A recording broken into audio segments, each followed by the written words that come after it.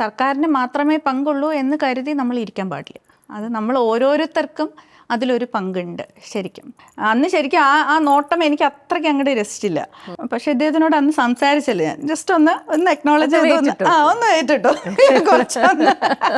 എനിക്കിപ്പോൾ ഈ ഒരു കാര്യം അദ്ദേഹത്തിനോട് പറയണം, അയ്യോ പറയാതിരുന്നാൽ കുഴപ്പമുണ്ടോ, പറഞ്ഞാൽ കുഴപ്പമുണ്ടോ, ഇങ്ങനെയുള്ളൊരു ചിന്തയെ എൻ്റെ മനസ്സിൽ വരാറില്ല.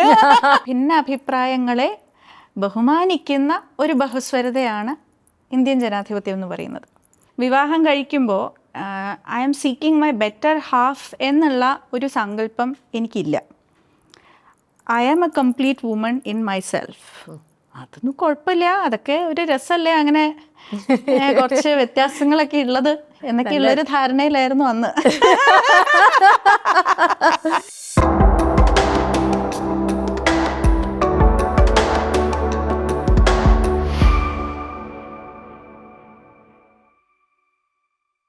One thing very interesting about you, husband Congress politician ആണ്. You're working closely with the CPM government. അതിൻ്റെ കൂടെ you have the വിഴിഞ്ഞം port interested. അപ്പോൾ ഇതിനകത്ത് കുറേ കോൺഫിഡൻഷ്യൽ, കുറേ വെരി ഹൈ പ്രൊഫൈൽ ഇൻഫർമേഷൻ കാണും which should not be even discussed or uttered. അപ്പോൾ ഇതിൻ്റെ ഇടയ്ക്കൊക്കെ കിടന്നിട്ട് എങ്ങനെയാണ് വർക്ക് ചെയ്യുന്നത്? It must be quite a tightrope because ഒരു വശത്ത് you have somebody from the opposite team right in the house, വീട്ടിൽ തന്നെ. How does this work? ഇതൊരു ഭയങ്കര ഒരു എന്താ പറയുക മിസ്റ്ററി ആണ് to be solve. How do you do this? I would just say it is being professional and nothing else. ചെറിയൊരു കാര്യം അങ്ങോട്ട് ചോദിക്കട്ടെ. ഞാനോ ഏതൊരു സ്ത്രീ ആണെങ്കിലും ഇപ്പോൾ അടുക്കളയിൽ കയറി നമ്മളൊരു പുതിയൊരു പാചകം ചെയ്യുന്നു. ഇപ്പോൾ അമ്മ ഇന്നലെ ഒരു പുതിയ റെസിപ്പി വെച്ചിട്ട് ഒരു പനീർ കറി വീട്ടിലുണ്ടാക്കി.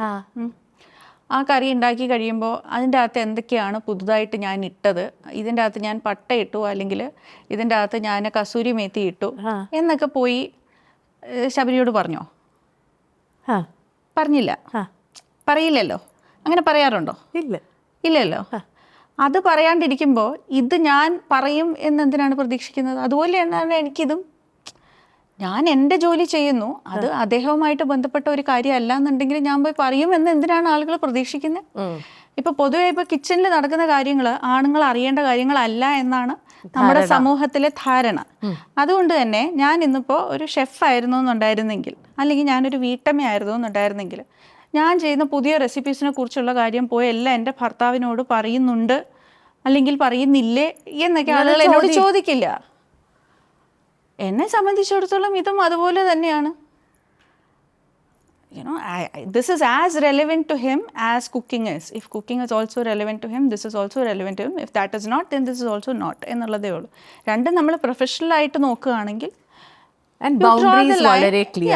വളരെ ക്ലിയർ ആണ് എന്നെ സംബന്ധിച്ചിടത്തോളം. അപ്പം എനിക്കിപ്പോൾ ഈ ഒരു കാര്യം അദ്ദേഹത്തിനോട് പറയണം, അയ്യോ പറയാതിരുന്നാൽ കുഴപ്പമുണ്ടോ, പറഞ്ഞാൽ കുഴപ്പമുണ്ടോ, ഇങ്ങനെയുള്ളൊരു ചിന്തയെ എൻ്റെ മനസ്സിൽ വരാറില്ല.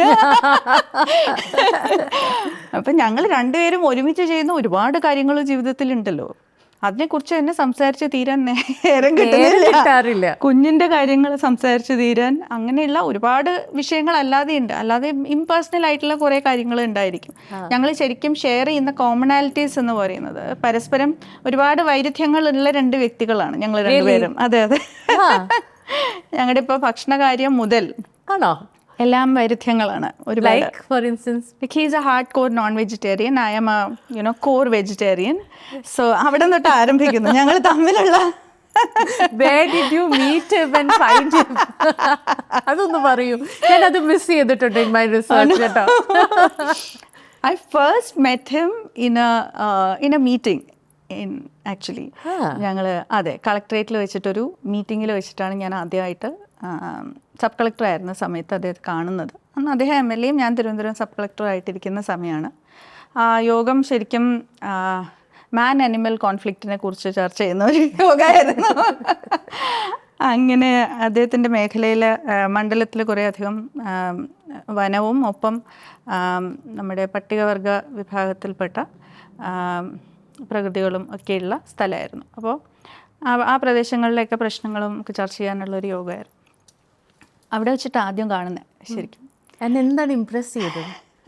അന്ന് രണ്ടുപേർക്കും അങ്ങനെ ആക്ച്വലി അന്ന് ഒരു നെഗറ്റീവ് ഇംപ്രഷനാണ് ഉണ്ടായതെന്ന് എനിക്ക് തോന്നുന്നത് ആദ്യത്തെ പ്രാവശ്യം കണ്ടു. അതിന് മുമ്പ് കേട്ടിട്ടുണ്ട്, കോമൺ ഫ്രണ്ട്സ് വഴിയൊക്കെ ഒരു ഇന്ന ആളാണെന്നൊക്കെ അറിയാം. ഈ ഒരു ബന്ധം തുടങ്ങുന്നതിൻ്റെ ആരംഭം പറയുകയാണ് ഞാൻ. അപ്പോൾ അന്ന് യഥാർത്ഥത്തിൽ അന്ന് ഞാൻ ആ യോഗത്തിൽ പങ്കെടുക്കേണ്ടതല്ലായിരുന്നു. എനിക്ക് തോന്നുന്നു എൻ്റെ മുകളിലുള്ള മറ്റാരോ പങ്കെടുക്കേണ്ടതായിരുന്നു.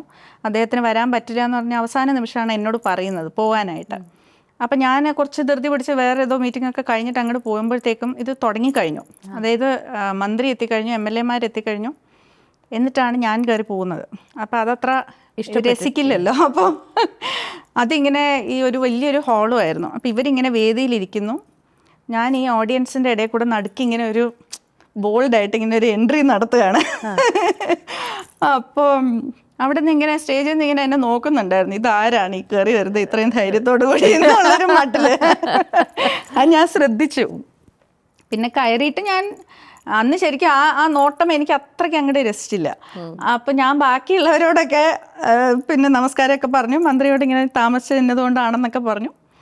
പക്ഷെ ഇദ്ദേഹത്തിനോട് അന്ന് സംസാരിച്ചില്ല. ഞാൻ ജസ്റ്റ് ഒന്ന് എക്നോളജ് ചെയ്തു, ഒന്ന് ഏറ്റിട്ടു കുറച്ചൊന്ന്.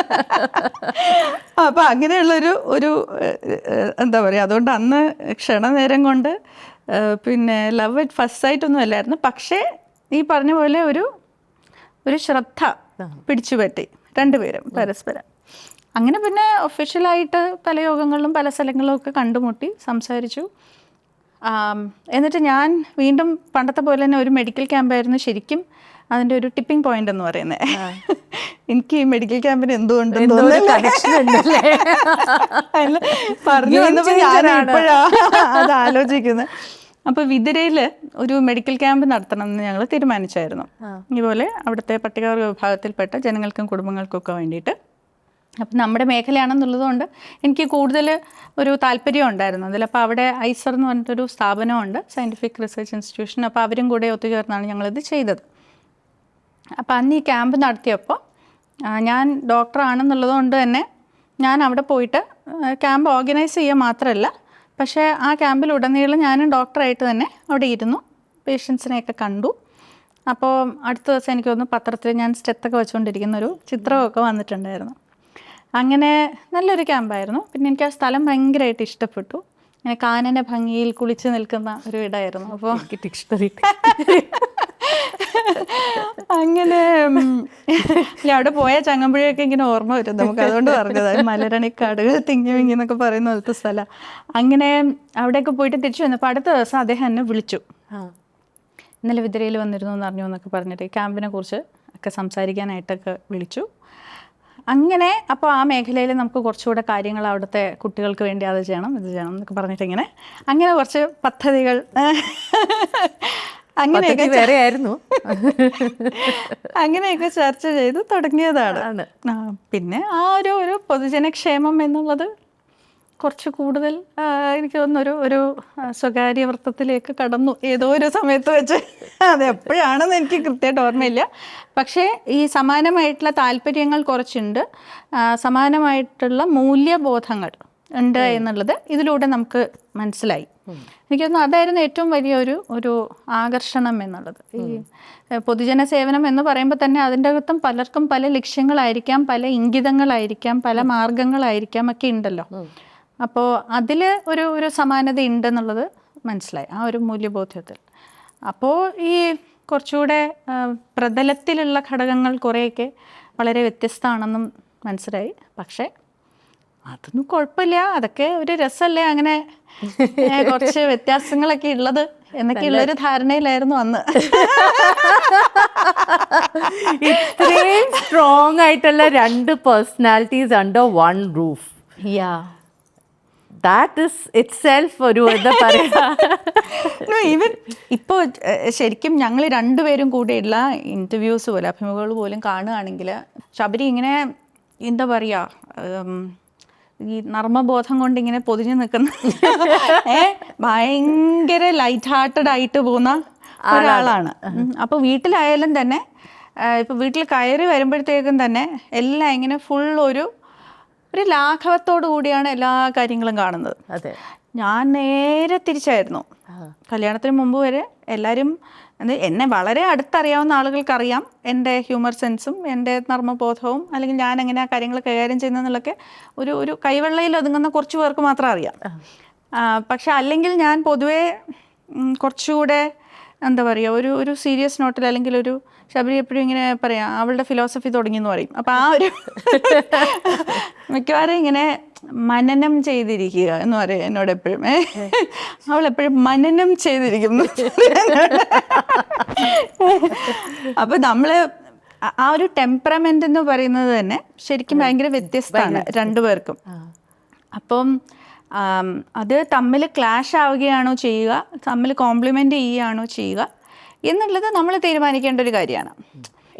എന്നെ സംബന്ധിച്ചിടത്തോളം, ഇപ്പോൾ സ്ത്രീ ആണെങ്കിലും പുരുഷനാണെങ്കിലൊക്കെ തന്നെ, ഇപ്പോൾ മറ്റേ റേമണ്ട്സിൻ്റെ പരസ്യത്തിൽ നമ്മൾ കാണുമല്ലോ, കംപ്ലീറ്റ് മാൻ, കംപ്ലീറ്റ് വുമൺ എന്നൊരു പരസ്യം ഞാൻ ഇതുവരെ ഒന്നിൽ കണ്ടിട്ടില്ല.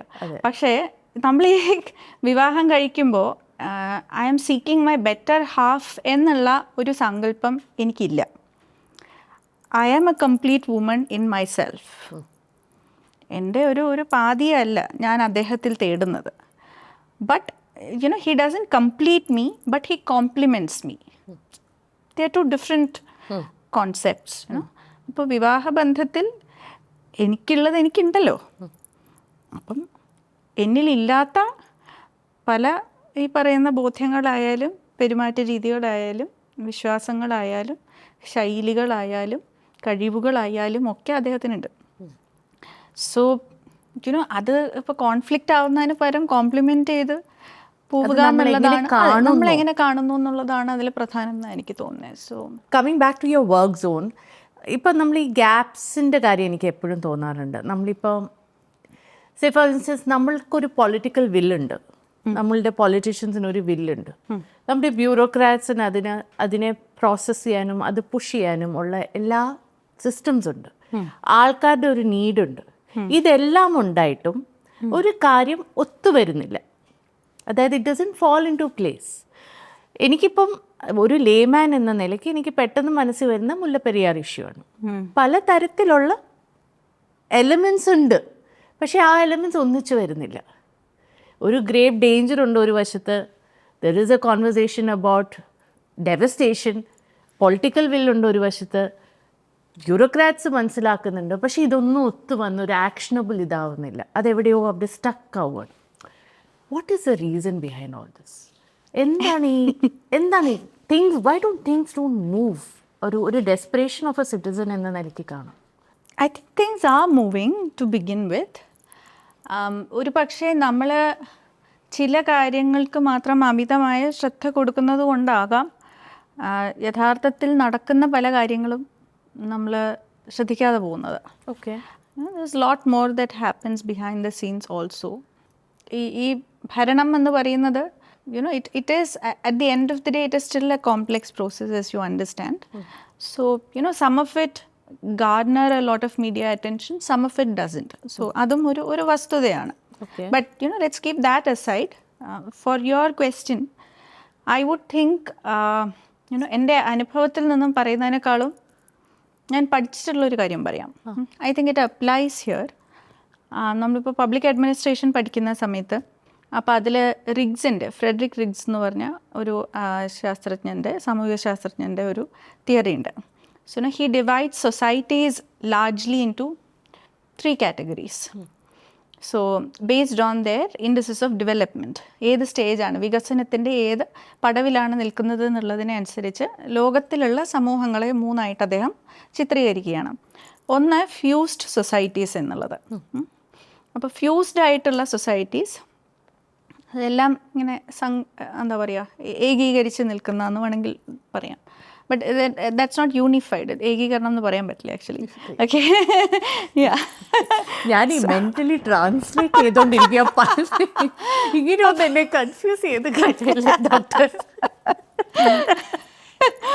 അപ്പോൾ നേരത്തെ ഞാൻ പറഞ്ഞേക്കാം, നിങ്ങൾ ഈ കമന്റ് സെക്ഷനിൽ വന്നിട്ട് ഞാൻ ഇംഗ്ലീഷ് പറഞ്ഞു വന്നിട്ട് സാധാരണ മലയാളം മാത്രം സംസാരിക്കുന്ന എന്നെ പോലെ തന്നെ ഇംഗ്ലീഷ് പറയിപ്പിച്ചിട്ടുണ്ട് കുറേ. അപ്പം എന്തായാലും ഈ ഫ്യൂസ്ഡ് സൊസൈറ്റി എന്ന് പറയുന്നതിൽ ഇപ്പോൾ വളരെ വികസന പടവിൽ അല്ലെങ്കിൽ വികസന ചിത്രത്തിൽ വളരെ പിന്നാക്കം നിൽക്കുന്ന സമൂഹങ്ങളാണ്. ആഫ്രിക്കൻ രാജ്യങ്ങൾ അതിൽ വരുന്ന ഒരു സമൂഹമാണ്. അപ്പോൾ അവിടെ ഫ്യൂസ്ഡ് സൊസൈറ്റി, അവിടെ ജനങ്ങളുടെ ആവശ്യങ്ങൾ അല്ലെങ്കിൽ ഭരണത്തിൻ്റെ പല പല മേഖലകൾ എന്നുള്ളതൊന്നും ഇപ്പോഴും വേർതിരിച്ച് വന്നിട്ടില്ല. ഓക്കെ, എല്ലാം ഒരുമിച്ചങ്ങ് നിൽക്കുകയാണ്. അതായത് ഇപ്പോൾ നമുക്കറിയാം, നമ്മുടെ ഇപ്പോൾ കുട്ടിക്കാലത്തെന്ന് വെച്ചാൽ നമുക്ക് നമ്മുടെ ഒരു കരിയർ ഗൈഡൻസ് എന്ന് പറയുമ്പോൾ നമുക്ക് എത്ര രംഗങ്ങളുണ്ടായിരുന്നു. അതിനെ ഇന്നത്തെ നമ്മുടെ സമൂഹവുമായിട്ട് അപേക്ഷിച്ച് നോക്കുമ്പോൾ ഇന്നത്തെ കുട്ടികൾക്ക് നമ്മൾക്കുണ്ടായിരുന്നതിൻ്റെ 10 മടങ്ങ് അവസരങ്ങളുണ്ട്, മേഖലകളുണ്ട്, വേർതിരിഞ്ഞ് വന്നിട്ടുണ്ട്. അതുപോലെ സമൂഹം വളരുമ്പോഴാണ് ഈ പറയുന്ന വേർതിരിയൽ എന്നുള്ളത് സംഭവിക്കുന്നത്. അപ്പോൾ ഇതൊന്നും സംഭവിക്കാത്ത ഒരു ഒറ്റ തടി പോലെ ഇങ്ങനെ നിൽക്കുന്ന ഒരു സംഭവമാണ് ഫ്യൂസ്ഡ് സൊസൈറ്റി എന്ന് പറയുന്നത്. അപ്പോൾ അവിടെ ആവശ്യങ്ങളും പരിമിതമാണ്, അവിടുത്തെ ഭരണരംഗത്തിലുള്ള മേഖലകളും അത് ജനങ്ങളിലേക്ക് എത്തിച്ചു കൊടുക്കാനുള്ള മാർഗങ്ങളും എല്ലാം പരിമിതമാണ്. രണ്ടാമത്തത് പ്രിസ്മാറ്റിക് സൊസൈറ്റി എന്നുള്ളതാണ്. നമ്മൾ ഈ ഫിസിക്സിൽ പഠിക്കുമ്പോൾ ഒരു റേ ഓഫ് ലൈറ്റ് ഒരു പ്രിസത്തിലൂടെ കയറി ഇറങ്ങുന്ന ഒരു ചിത്രം നമ്മൾ പഠിക്കാറുണ്ട്. പ്രിസത്തിനകത്തേക്ക് കയറുമ്പോൾ അതിങ്ങനെ 7 വർണ്ണങ്ങളായിട്ട് മാറും എന്നുള്ളത്. അപ്പോൾ ഈ പ്രിസ്മാറ്റിക് സൊസൈറ്റിയാണ് അദ്ദേഹം ഡെവലപ്പിംഗ് കൺട്രീസ്, ഇന്ത്യയെ പോലുള്ള രാജ്യങ്ങളെ പ്രിസ്മാറ്റിക് സൊസൈറ്റി എന്നുള്ള രീതിയിലാണ് അദ്ദേഹം പറഞ്ഞിരിക്കുന്നത്. അതായത് ഈ ആവശ്യങ്ങൾ, ജനങ്ങളുടെ ആവശ്യങ്ങൾ, സമൂഹത്തിൻ്റെ ചിന്തകൾ, ആവശ്യങ്ങളെല്ലാം ഇങ്ങനെ നാനാവർണ്ണങ്ങളിലായി വേർതിരിഞ്ഞ് നിൽക്കുകയാണ് ഇതിൻ്റെ അകത്ത്. ഇനി ഡെവലപ്ഡ് സൊസൈറ്റീസ് എന്ന് പറയുന്നത് ഈ പ്രിസ്മാറ്റിക് അതിൽ നിന്ന് പുറത്തേക്ക് വരുന്നത് ഫുള്ളി ഡിഫ്രാക്റ്റഡ് ആയിട്ടുള്ള റേസ് ആയിരിക്കും. അപ്പോൾ ഈ വേർതിരിഞ്ഞ് കഴിഞ്ഞതിനെ വീണ്ടും ഇൻറ്റഗ്രേറ്റ് ചെയ്യണം. ഓക്കെ, ആ ഇൻറ്റഗ്രേറ്റ് ചെയ്താൽ മാത്രമേ ഈ പറയുന്ന ആവശ്യങ്ങൾ നമുക്ക് നിറവേറ്റി കൊടുക്കാനായിട്ട് സാധിക്കുകയുള്ളൂ ജനങ്ങളുടെ എന്നാണ് അദ്ദേഹം പറയുന്നത്. ഫ്യൂസ്ഡും ഈ പറയുന്ന പ്രിസ്മാറ്റിക്കും ഡിഫ്രാക്റ്റഡ് ബട്ട് ഇൻറ്റഗ്രേറ്റഡ്. അപ്പോൾ ഇപ്പോൾ നമ്മുടെ സമൂഹം എന്ന് പറയുന്നത് ഈ രണ്ടാമത്തേൻ്റെയും മൂന്നാമത്തേൻ്റെയും ഇടയ്ക്ക് നിൽക്കുകയാണ്. നമുക്കിപ്പോൾ എല്ലാം വേർതിരിഞ്ഞൊക്കെ വന്നിട്ടുണ്ട്, ഇന്നതൊക്കെയാണ് വേണമെന്ന് നമുക്കറിയാം. പക്ഷേ ഇതെല്ലാം കൂടെ തുന്നിച്ചേർത്ത് കെട്ടി അതിനെ ഇൻറ്റഗ്രേറ്റ് ചെയ്യുന്ന, അതിനെ സംയോജിപ്പിക്കുന്ന ഒരു ഓവർ ആർച്ചിങ് സ്ട്രക്ചർ നമുക്ക് ഉടലെടുത്തുകൊണ്ടിരിക്കുന്നതേ ഉള്ളൂ നമ്മുടെ സമൂഹത്തിൽ. അത് ഈ പറഞ്ഞ പോലെ ഒരു സർക്കാരിൻ്റെയോ ഒരു ഭരണകർത്താവിൻ്റെയോ ഒരു ഉദ്യോഗസ്ഥയുടെയോ ഒരു രാഷ്ട്രീയ നേതാവിൻ്റെയോ അല്ലെങ്കിൽ ഒരു തത്വചിന്തകൻ്റെയോ ഒന്നും കഴിവുകേടോ ഒന്നും അല്ല. അത് സൊസൈറ്റീസ് പ്രോഗ്രസ് അല്ലെങ്കിൽ ദ ഗ്രോത്ത് ഓഫ് സൊസൈറ്റി എന്നുള്ളത് നമ്മളൊരു ആകത്തുകയായിട്ട് എടുത്തു നോക്കുമ്പോൾ സമൂഹം ഇങ്ങനെ പല പല ഘട്ടങ്ങളിലൂടെ കടന്നു പോയാണ് ഈ പറയുന്ന ഏറ്റവും ഏറ്റവും ആദർശപൂർവമായ ഒരു ഘട്ടത്തിലേക്ക് എത്തുക. So which means to say that doctor, നമ്മളെല്ലാവരും നമ്മുടെ ഒരു ഇപ്പോൾ എൻ്റെ ഒരു representation in a particular space ആണെങ്കിലും ഡോക്ടർ ഒരു പെർട്ടിക്കുലർ സ്പേസ്, ഇതെല്ലാം നമ്മൾ തന്നെ മുന്നോട്ട് കൊണ്ടുപോകണം, ഡൂയിങ് അവർ particular roles to take it to the integrated society. അതിൽ each citizen has a role to play. Exactly. അതിലപ്പോൾ ഈ പറയുന്ന ഓരോരോ ഘടകവും വളരെ പ്രധാനപ്പെട്ടതായിരിക്കും. അത് ഈ ഉദ്യോഗവൃന്ദമാകാം, രാഷ്ട്രീയമാകാം, മാധ്യമപ്രവർത്തനമാകാം, ജുഡീഷ്യറി ആകാം, സാധാരണ മനുഷ്യനാകാം, ശാസ്ത്രജ്ഞരാകാം, ഇങ്ങനെ പല പല കാര്യങ്ങൾ ഇപ്പം നമുക്ക് വരുന്നുണ്ട്. നമ്മുടെ തന്നെ ഇപ്പോൾ 100 കൊല്ലം മുൻപ് ഇതുപോലത്തെ ഒരു മണ്ണിടിച്ചിൽ വയനാട്ടിൽ ഉണ്ടായി എന്നുള്ള വാർത്തകൾ നമുക്കുണ്ടായിരുന്നു. അന്ന് നമ്മൾ അതിനെ കൈകാര്യം ചെയ്ത രീതി, അന്ന് എത്ര പേർക്കായിരുന്നു അതിലൊരു പങ്കുണ്ടായിരുന്നത്, അല്ലെങ്കിൽ അന്ന് ശാസ്ത്രം എത്രമാത്രം വളർന്നിട്ടുണ്ടായിരുന്നു അതിനെക്കുറിച്ച് ഗവേഷണം ചെയ്യാൻ, അല്ലെങ്കിൽ ആ റെസ്ക്യൂ ഓപ്പറേഷൻസ് നടത്താനായിട്ട് എത്രമാത്രം നമുക്ക് യന്ത്രങ്ങളുടെ ആവശ്യം അന്ന് ഉണ്ടായിരുന്നു പക്ഷേ നമുക്ക് ലഭിച്ചില്ല എന്നുള്ളതൊക്കെ നമ്മളൊന്ന് താരതമ്യം ചെയ്താൽ നമുക്ക് മനസ്സിലാവും. ഇന്ന് അതൊരു ഇങ്ങനെ അതിങ്ങനെ വിടർന്ന് നിൽക്കുകയാണ് ഈ മേഖലകൾ, മാർഗങ്ങൾ എന്നുള്ളത്. പക്ഷേ ഇതിനെല്ലാം തുന്നിക്കെട്ടുക എന്നുള്ളത് അടുത്ത സ്റ്റെപ്പാണ്. ആ സ്റ്റെപ്പ് എനിക്ക് തോന്നുന്നു ഈ ഒരു കാലഘട്ടത്തിൽ കഴിഞ്ഞ ഒരു 10 വർഷത്തിൽ വളരെയധികം ഫാസ്റ്റ് ആയി കാണാം, ബിക്കോസ് ഓഫ് ഇന്റർനെറ്റ്. എക്സാക്ട്ലി ആ തുന്നിക്കെട്ടൽ. യെസ്. സോ നമ്മളിപ്പോൾ ആ സ്റ്റേജിലാണ് നിൽക്കുന്നത്. അതുകൊണ്ട് തന്നെ അത് പുരോഗമിച്ചുകൊണ്ടിരിക്കുന്ന ഒരു കാര്യമാണ്, അത് നിരന്തരം നടന്നുകൊണ്ടിരിക്കുന്ന ഒരു കാര്യമാണ്. അപ്പോൾ കുറച്ച് വർഷങ്ങൾ കഴിയുമ്പോൾ അല്ലെങ്കിൽ കുറച്ച് കാലം കഴിയുമ്പോൾ തീർച്ചയായിട്ടും ഈ പറയുന്ന വളരെ ഐഡിയൽ ആയിട്ടുള്ള ഒരു സ്ഥിതിവിശേഷത്തിലേക്ക് നമ്മുടെ സമൂഹവും മാറും. പക്ഷെ അവിടെ നമ്മൾ തന്നെ എത്തിക്കണം. അതെ, നമ്മൾ തന്നെ എത്തിക്കണം. അതിൽ സർക്കാരിന് മാത്രമേ പങ്കുള്ളൂ എന്ന് കരുതി നമ്മൾ ഇരിക്കാൻ പാടില്ല. അത് നമ്മൾ ഓരോരുത്തർക്കും അതിലൊരു പങ്കുണ്ട് ശരിക്കും. അപ്പോൾ എല്ലാവരും കൂടി ചേർന്ന് പ്രയത്നിക്കുന്ന ഒരു കാര്യത്തിന് മാത്രമേ യഥാർത്ഥത്തിൽ ജനാധിപത്യത്തിൽ അതിൻ്റെ അന്തിമ ലക്ഷ്യം കൈവരിക്കാനായി സാധിക്കൂ. കാരണം ജനാധിപത്യത്തിൽ നമ്മൾ ഈ പറയുന്ന പല മേഖലകളിൽ നിന്നും ബഹുസ്വരതയാണ് നമ്മളെപ്പോഴും ആഘോഷിക്കുന്നത്. ഈ ബഹുസ്വരതയിൽ തന്നെ അതിൽ ഒരു ഭിന്ന അഭിപ്രായം ഉണ്ടെങ്കിൽ അത് എത്ര ചെറിയ വ്യക്തിയാണെങ്കിലും എത്ര കുറവ് വ്യക്തികളാണെങ്കിലും, സംഖ്യാബലം നോക്കുമ്പോൾ എത്ര കുറവ് വ്യക്തികളാണെങ്കിലും അവർക്കാണ് നമ്മൾ കൂടുതൽ മുൻതൂക്കം കൊടുക്കുന്നത്. മെജോറിറ്റേറിയൻ എന്നുള്ളതല്ല ജനാധിപത്യത്തിൽ എപ്പോഴും വരിക. ഭിന്ന അഭിപ്രായങ്ങളെ ബഹുമാനിക്കുന്ന ഒരു ബഹുസ്വരതയാണ് ഇന്ത്യൻ ജനാധിപത്യം എന്ന് പറയുന്നത്. അതുകൊണ്ട് തന്നെ ഈ പറഞ്ഞ കാര്യങ്ങളിൽ നമുക്ക് എല്ലാവരെയും കൂടി ഒരുമിപ്പിച്ചുകൊണ്ട് ആ ഒരു വികസന ചരിത്രത്തിൽ അല്ലെങ്കിൽ ആ വികസന പാതയിൽ ഈ ഒരു സങ്കലനത്തിലേക്ക് പോവുക എന്ന് പറയുന്നതിന് കുറച്ചുകൂടെ സമയമെടുക്കും. കാര്യങ്ങൾ നീങ്ങാൻ സമയമെടുക്കും. കപ്പിൾ ഓഫ് ക്വസ്റ്റ്യൻസ്, കുറേ കാര്യങ്ങളുണ്ട്. എനിക്ക് I want to cover so much. അതിൽ എനിക്ക് ഇൻട്രസ്റ്റിംഗ് ആയിട്ടുള്ള ഒരു ആസ്പെക്ട് ഞാൻ സോഷ്യൽ മീഡിയയുടെ എടുത്തു കഴിഞ്ഞ് കഴിഞ്ഞാൽ, സോഷ്യൽ മീഡിയയിൽ വളരെ സജീവമായി വളരെ ആക്റ്റീവായിട്ട് നിൽക്കുന്ന ഒരു വ്യക്തിയാണ്. അതിൻ്റെ പിറ്റ്ഫോൾസും കണ്ടിട്ടുണ്ട്. ഒരു കോൺട്രവേഴ്സി കഴിയുമ്പോൾ അടുത്ത കാരണവശാല എയർലാവും. അപ്പോൾ ഈ സോഷ്യൽ മീഡിയയുടെ ഈ ഇമ്പാക്റ്റ് എന്താണ് for you as A public person? അത് അത്രയും ഇമ്പാക്റ്റ്ഫുൾ ആയിട്ട് തോന്നുന്നുണ്ട്. അതുകൊണ്ടാണ് ഈ സോഷ്യൽ മീഡിയ ഇത്രയും അധികം എന്താ പറയുക ഇമ്പോർട്ടൻസും അതിന് അറ്റൻഷനും നൽകുന്നത് ഡോക്ടർ. അപ്പം മനുഷ്യൻ പലവിധമുണ്ട്, ചിന്തകൾ പലവിധമുണ്ട്. എല്ലാവരും കൂടെ അങ്ങ് അംഗീകരിക്കുന്നു എന്നുണ്ടെങ്കിൽ ആർക്കും ഒന്നും മനസ്സിലായിട്ടില്ല എന്നാണ് എൻ്റെ അർത്ഥം. എനിക്ക് 10ാം ക്ലാസ്സിൽ ഒരിക്കൽ ക്ലാസ്സിൽ ഇങ്ങനെ എന്തോ ഒരു സംഭവം ഉണ്ടായപ്പോൾ ഞാൻ എഴുന്നേറ്റ് നിന്ന് ടീച്ചറിനോട് എല്ലാവരുടെയും മുന്നിൽ വെച്ചിട്ട് ഞാൻ ആ കാര്യം പറഞ്ഞിട്ടുണ്ട് ഒരിക്കൽ. ആ ഒരു തവണ മാത്രമേ ഞാൻ ക്ലാസ്സിൻ്റെ ഉള്ളിൽ വെച്ചിട്ട് കരഞ്ഞിട്ടുള്ളൂ. they are not a different they are not from Mars, they are not very different from us. That's why I married one, right? So